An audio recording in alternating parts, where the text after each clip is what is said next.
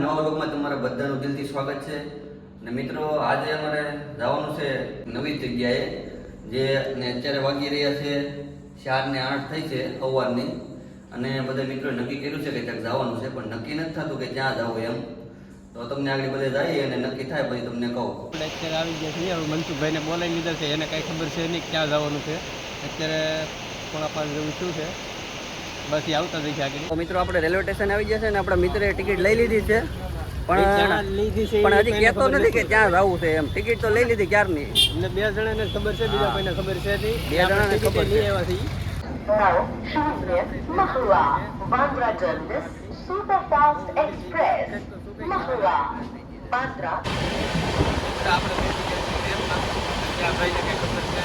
હા છે ને મિત્રો, કહેતો નથી કે ક્યાં જવું છે એમ, પણ કલાકથી બેહાડી દીધા ટ્રેનમાં. હવે જ્યાં જાય ત્યાં પહેલો 4 વાગ્યાનો વગેરે તો 106 વાગુ આવ્યા છે. એક ટ્રેન તો પેલા સુકાઈ ગઈ હતી, આ બીજી ટ્રેન. અને બીજી ટ્રેનમાં બેઠા હતી, પણ હજી નથી કીધું ક્યાં જવાનું છે. ત્યાં આગળ સવાર પડે ને પછી ખબર પડશે કે ક્યાં આવ્યા છીએ એમ. સસ્પેન્સ રાખવાનું છે, કહેવાનું છે નહીં, ત્યાં મૂકી દઈ જવું છે. અને મિત્રો અમે છે ને કુલ 8 જણા છે, અને અમારી હારે આવવાવાળા છે. તો એક આ ભાઈ છે, એક આ ભાઈ છે, એકને ખબર છે. અને આ ભાઈને ખબર છે ક્યાં જવાનું છે એમ. આ ભાઈને નથી ખબર, આને નથી ખબર, અને એક ભાઈ અહીંયા બેઠા છે.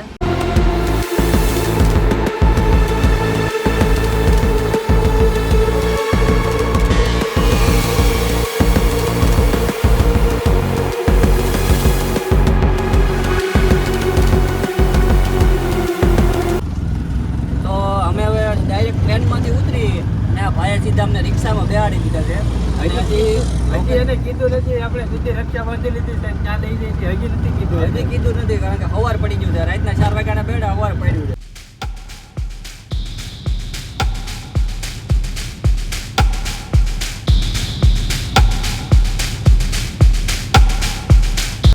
તો મિત્રો નવાઈ થઈ ગઈ. આ ભાઈ તમને દમણ લઈને આવ્યા. અત્યારે એને ખબર પડી ગઈ. અત્યારે ખબર પડી કે આમાં દમણમાં આવી ગયા. મિત્રો આ બાજુના મકાન છે ને કંઈક અલગ જ છે ફોટોગ્રાફી માટે. ઠેઠ સુધી આખી લાઈન છે, અને જો આ બધા ફોટો પાડે છે હવે. ને અહીંયા મિત્રો બીચ છે, અને બીજું નાની દમણ મોટી દમણ એવું બધું ઘણું બધું છે. આપણે આવી ગયા છીએ બસમાં. અને આજે આ અમારી સામું છે ને એ ચર્ચ છે, એ જે અંગ્રેજો વખતનું ચર્ચ છે. તો હજી ચર્ચ ખુલવાની વાર છે, એટલે મેં ઘડીક આજુબાજુમાં ફોટા શૂટ ને એવું બધું કરીએ. આ ફોટો શૂટિંગ જબરજસ્ત ચાલે છે. તો ને આ બધું લોકેશન જો આ બાજુનું. અને આ ઝાડવું કોઈ ઓળખતા હોય તો કહેજો, કાંઈક કોમેન્ટ કરજો. આ ઝાડવાનું કંઈ ખબર નથી. ખબર. હા, નવું છે. અને આ બાજુનું લોકેશન જો મિત્રો, કાંઈ ઘટે નહીં હો. મસ્ત મજાનું છે. આ એક પ્રકારનું ઝાડવું છે, અને એમાં આવું છે. જો કોઈ આ ઝાડવાને ઓળખતા હોય તો કોમેન્ટ કરજો.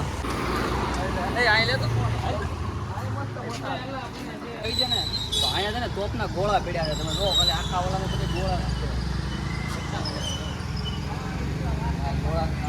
કેવા ગોળા એને પણ સીધા તોપમાં ચડાવીને ઉડાડવાના છે, બીજું કાંઈ નહીં. અમે એટલા પડ્યા છે, આ બાજુ એટલા પડ્યા છે,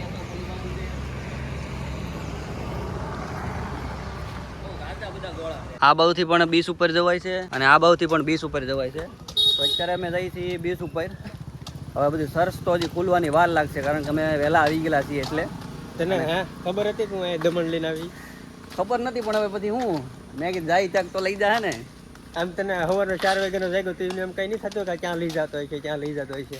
વિચાર તો થતો હતો. મેં કીધું જવાનું તો હોય છે, પણ ટ્રેનમાં ચડે ને પછી એમ થયું કે ત્યાં આગું જવાનું છે. લગભગ 120 કિલોમીટર ટ્રેનમાં લઈને 120 કિલોમીટર સુધી છે ને ખબર જ ન પડી કે ક્યાં જાય. પછી અહીંયા આવ્યા ને પછી ખબર પછી પડી. 10 કિલોમીટર રક્ષામાં લઈને આવ્યો. રક્ષામાં એને ખબર ન પડવા દીધી કેમ કર્યું ને હું અને જો અહીંયા પણ કિલ્લો છે જૂનો, જે અંગ્રેજો વખતની છે. અને અહીંથી છે બીચ, અને આ બધી બોટું છે. કેવું લાગ્યું સરપ્રાઈઝ? સરપ્રાઈઝ એટલે કાંઈ ઘટે નહીં એવું.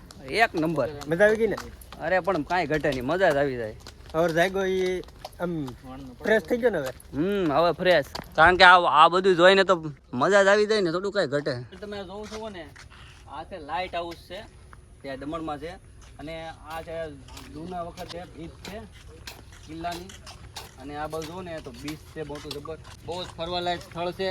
તમે પણ જરૂર આ સ્થળની એકવાર મુલાકાત લેજો, બહુ મજા આવશે. કારણ કે અમને તો બહુ મજા આવી છે. એટલે આ બધા છે ને અમારી હારે છે, સવાર દિને આટા મારી ગાઈસ આને રાજપાળે હતું ચાલુ એને રાજપાળે હતું ચાલુમાં રાજપાળામાં હીરા મૂકીને વહી આવ્યા સીધા અહીંયા આ ભાઈ ના આખી રાત મેચ ચાલુ હતું ઘંટીએ પીડા છે શેઠના ફોન આવે ઈચ્છા છે ક્યાં વયો ગયો શેઠ ગોતે છે કારીગર ક્યાં વહી ગયા છે કારીગર વહી આવ્યા અહીંયા દમણ ફરવા માટે ને આ બીચ ઉપર છે ને નજારો એક નંબર છે અને અહીંયા કાગડાનું પ્રમાણ વધારે તમે જોવો આ છે લાઇટ હાઉસનો નજારો કાંઈ ઘટે નહીં એવો છે કાગડાનું પ્રમાણ વધારે કારણ કે આપણે ત્યાં નથી મળતા ગુજરાતમાં અહીંયા મહારાષ્ટ્રમાં મળી જાય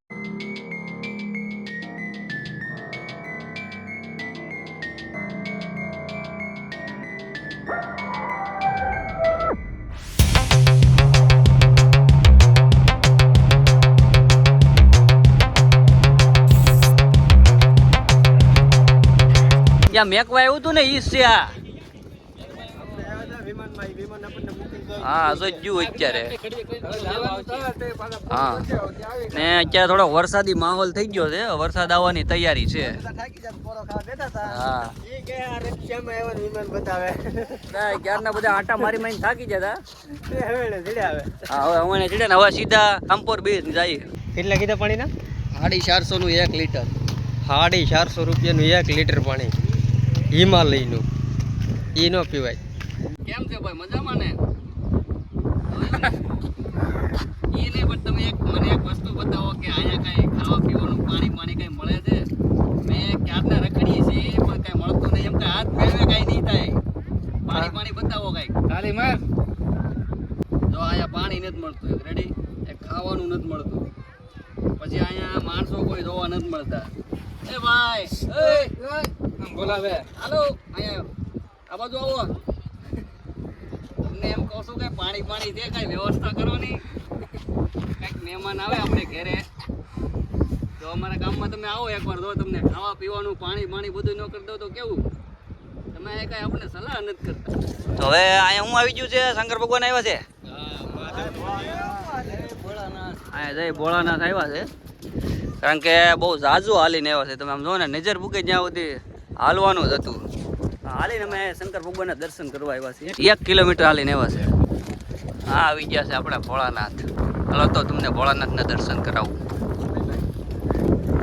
હર હર મહાદેવ તો આ છે આપણા મહાદેવ આ નાના મહાદેવ છે અને મોટા મહાદેવ અહીંયા છે હાલો તમને મહાદેવ બહુ ઉત્સાહ દેવો ભાઈ રુદ્રાક્ષના પારા તો જો ખાલી અવડાવડા કે રુદ્રાક્ષના પારા છે ક્યાં આવીને બેઠા આપણે અત્યારે આપણે આવ્યા છીએ ભોળાનાથના મંદિરે ને પાછું એમાં એવું છે કે આપણે અત્યારે આ જે વસ્તુ જે છે ને એ સમસાણ છે તમે ખાલી જોવો પાછળ સમસાણ જેવું લાગતું નથી પણ આ સમસાણ છે બાકી બેહવાનું એક નંબર છે બધું અને પ્યોર માર્બલમાંથી બનાવેલું આવેલું બધા બેઠા છે નીકળો માર્બલ જ માર્યો છે અમે નાની મૂર્તિ છે મહાદેવની ઓલ પણ મોટી મૂર્તિ છે જમવાનું આવી ગયું છે અને ક્યારના આટા મારતા હતા બધા આટા મારીને થાક્યા ને હવે હા જા ભાઈ છે ને થમ્સઅપ ભરે છે એ થમ્સઅપ પીને તો સારું એમ તો વહેલા જ ધરાઈ જાય એટલે થમ્સઅપ લીધી સાઈઝ લીધી હોય ને તો આ કોઈ સાઈઝ મૂકે એવા છે નહીં પીધે રાખે એવા સાઈઝ છે હાલો હવે જમી લઈ પછી મળીએ ભાઈ